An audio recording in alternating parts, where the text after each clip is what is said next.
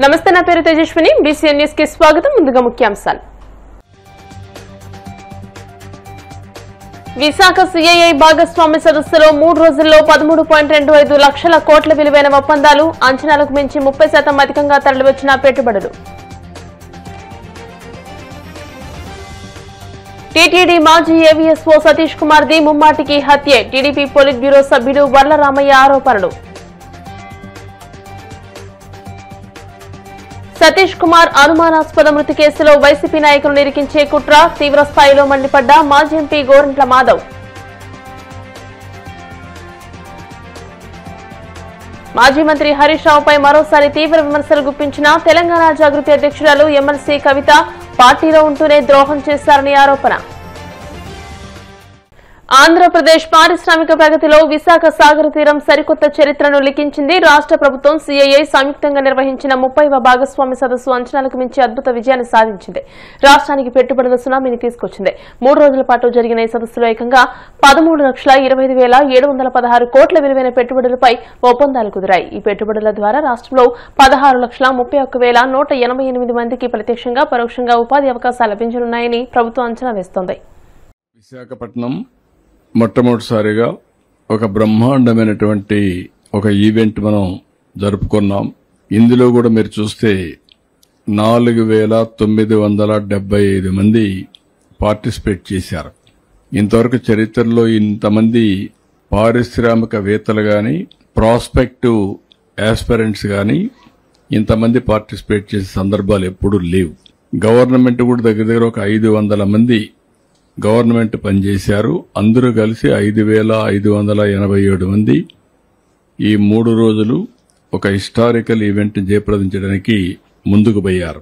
అందులో international delegates చూస్తే 640 వచ్చారు. ఇది ఒక యూనిక్ కాంబినేషన్. డొమెస్టిక్ డెలిగేట్స్ ఇక్కడంతా విత్ ఇన్ ది కంట్రీ వచ్చిన వాళ్ళందరూ 1,135 మంది వచ్చారు. మన స్టేట్ గాని, దేశంలో గాని మొత్తం.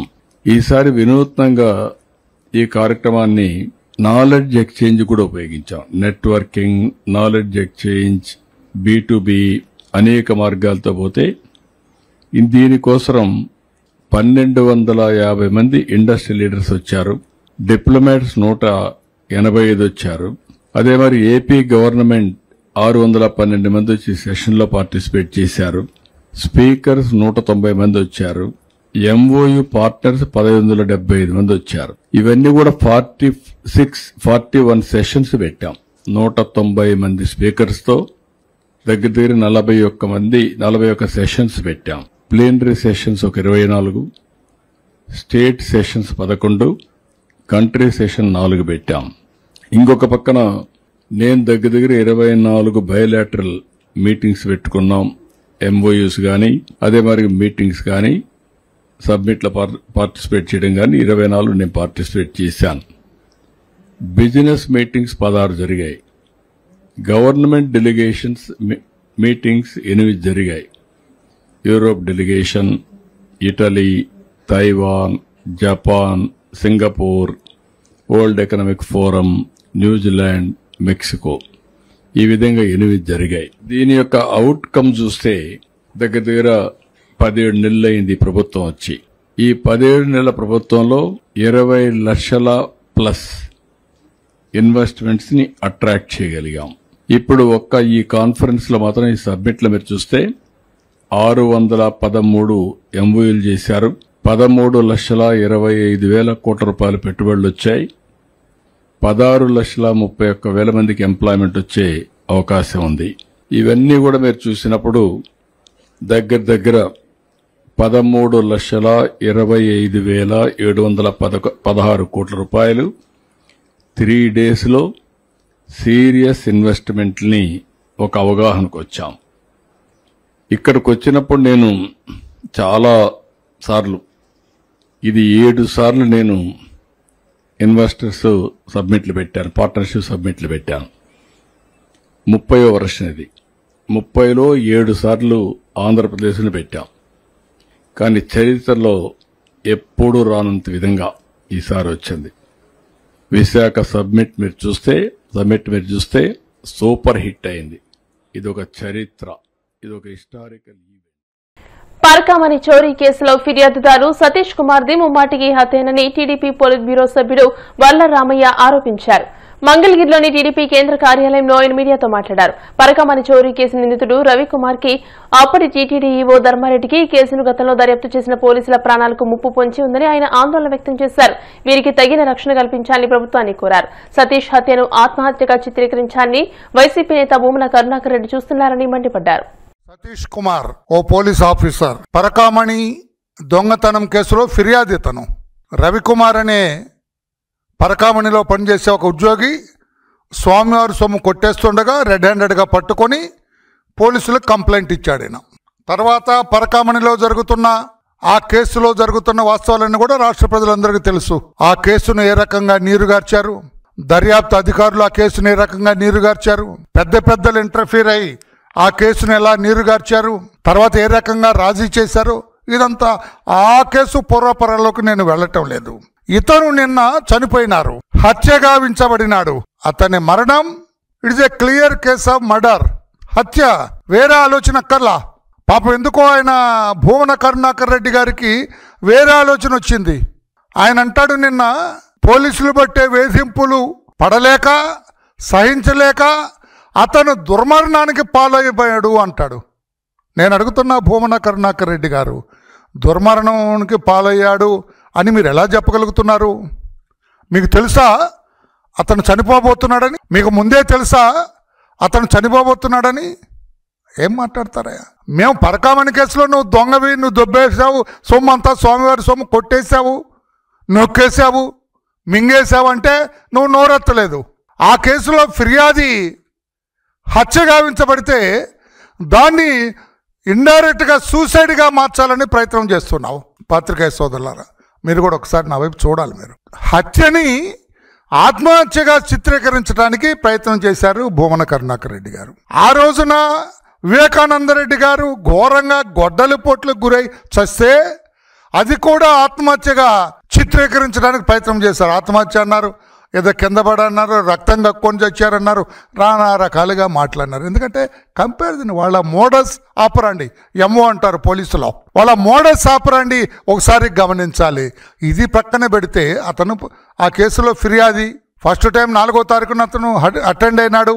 పోలీసులో ఉంది 4వ తారీఖు 6వ తారీఖు, I don't know the date. Attend అయినారు. పోలీస్ అధికారులకి తనకు తెలిసిన వివరాలన్నీ చెప్పాడు, చాలా ప్రశ్నలకు సమాధానం చెప్పాడు. తర్వాత మరలా నిన్న రమ్మన్నారు, మరలా 2వ విడత విచారణకు రమ్మన్నారు. ఎస్ సార్ అన్నారు, వెళ్ళిపోయాడు. నిన్న విచారణకు రావటానికి అతను వస్తూ ఉంటే అతను హత్య గావించబడినాడు. దీన్ని ఆత్మహత్యగా చిత్రీకరించడానికి అయ్యుండొచ్చు అన్నట్టుగా ముందు స్పందించింది అతనే. మిగతా ఏ రాజకీయ నాయకుడు ఎవరో స్పందించక ముందు స్పందించింది భూమన కరుణాకర్ రెడ్డి గారు.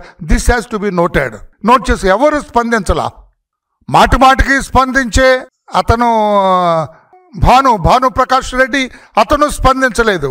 తెలుగుదేశం పార్టీ దీని మీద కంప్లైంట్ చేసి నిశ్చితంగా దర్యాప్తు చేయండి అని కోరుతున్న తెలుగుదేశం పార్టీ వాళ్ళు ఎవరు స్పందించకముందే ఇతను భూమన కరుణాకర్ రెడ్డి స్పందించాడు. అది పాయింట్ టు బి నోటెడ్. తర్వాత ఇందులో గమనించవలసిన ఇంకొక విషయం ఉందండి. YSR Congress party official Twitter account ఇది. వైఎస్ఆర్ ప్లీజ్ చూడాలండి.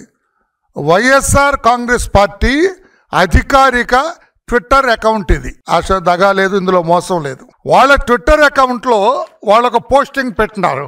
YSR Congress party at YSRCP party Satish కుమార్ది బలవన్మరణమే వాళ్ళు మాట్లాడతారండి.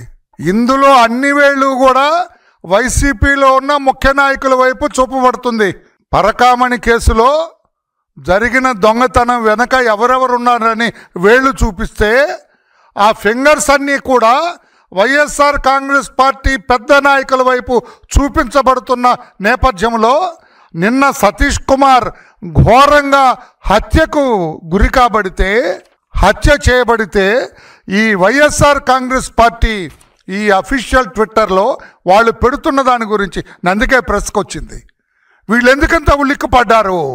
పరకామణి దొంగతనంలో ఈ పెద్దలకి సంబంధం లేకపోతే why should they react like this? What made them to react like this? ఇది దర్యాప్తు చేయవలసిన అవసరం.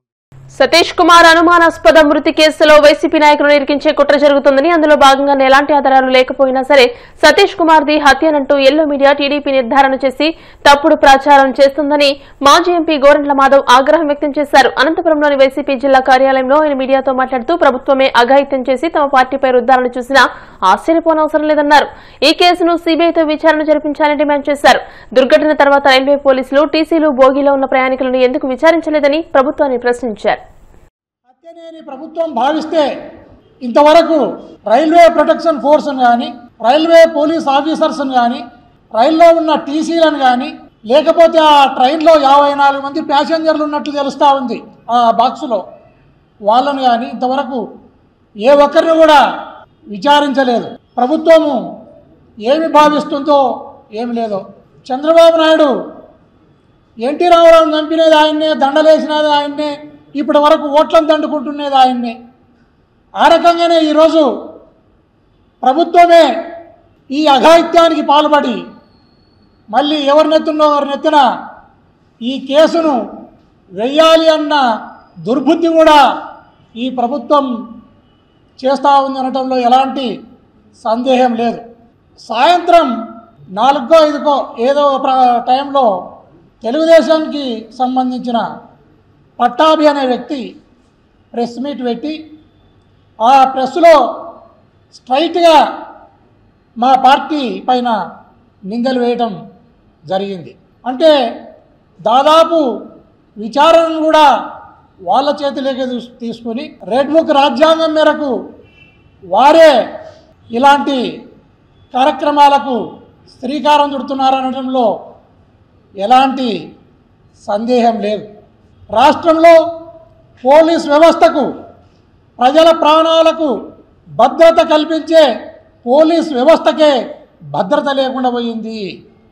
అనేక మంది జైళ్ళ పాలవుతున్నారు, ఆత్మహత్యలు చేసుకుంటున్నారు.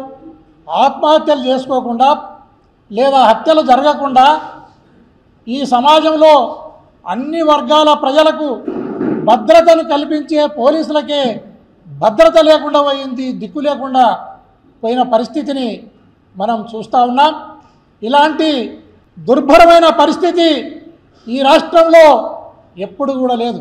మనం పోలీస్ వ్యవస్థను గౌరవ జగన్మోహన్ రెడ్డి గారి హయాంలో కానీ, గౌరవ రాజశేఖర రెడ్డి గారి హయాంలో కానీ ఈ రాష్ట్రంలో పోలీస్ వ్యవస్థ అనేది యావత్ భారతదేశంలోనే ఒక పవర్ఫుల్ వ్యవస్థగా, ఒక అత్యున్నతమైన పురస్కారాలను, అత్యున్నతమైన గౌరవాన్ని ఈ రాష్ట్ర పోలీస్ వ్యవస్థ పొందింది అనటంలో ఎలాంటి సందేహం లేదు. ఈరోజు పోలీస్ వ్యవస్థను నిర్వీర్యం చేసి, వాళ్ళకు భద్రత లేకుండా చేసి, రకరకాలుగా అగౌరవ పాలు చేస్తూ, వాళ్ళను మానసికంగా సంక్షోభానికి గురి చేస్తూ ఈ ప్రభుత్వం ముప్పు తిప్పలు పెట్టి 3 చెరువుల నీళ్లను దాపిస్తూ ఉంది. సత్యాన్ని ఈ ప్రభుత్వం సమాధి చేస్తుందనడంలో ఎలాంటి సందేహం లేదు. దయచేసి నేను ఈ పోలీస్ ఆఫీసర్లకు నా నుంచి ఒక విన్నపం. నిన్న 7 గంటల ప్రాంతంలో ఇంట్లో నుంచి బయటకు వచ్చినట్లు బంధువుల ద్వారా లేదా సోషల్ మీడియా ద్వారా చూస్తూ ఉన్నాం. ఆ సతీష్ అనే వ్యక్తి అప్పటి నుంచి 12:30, 12:30కు ట్రైన్ ఉంటే ఆ టైంలో ఆయన రైల్వే స్టేషన్లకు వస్తున్నట్లు మనము వీడియోల ద్వారా లేదా జనం చెప్తున్న మాటలను బట్టి తెలుస్తూ ఉంది. ఈ మధ్యకాలంలో ఏం జరిగిందో విచారించాలి. ట్రైన్లో కూడా ఘటన ఏదైతే జరిగిందని భావిస్తున్నామో ట్రైన్లో ఉన్న ప్యాసింజర్లను విచారించాలి, రైల్వే టీసీలను విచారించాలి, రైల్వే ప్రొటెక్షన్ ఫోర్స్ను విచారించాలి, రైల్వే పోలీసులను కూడా తక్షణమే విచారించి దీని నిజానిజాలను తేల్చాలని నేను పోలీసు వ్యవస్థను విజ్ఞప్తి చేస్తున్నాను. ఇప్పుడు కాసేపు ప్రకటనలు.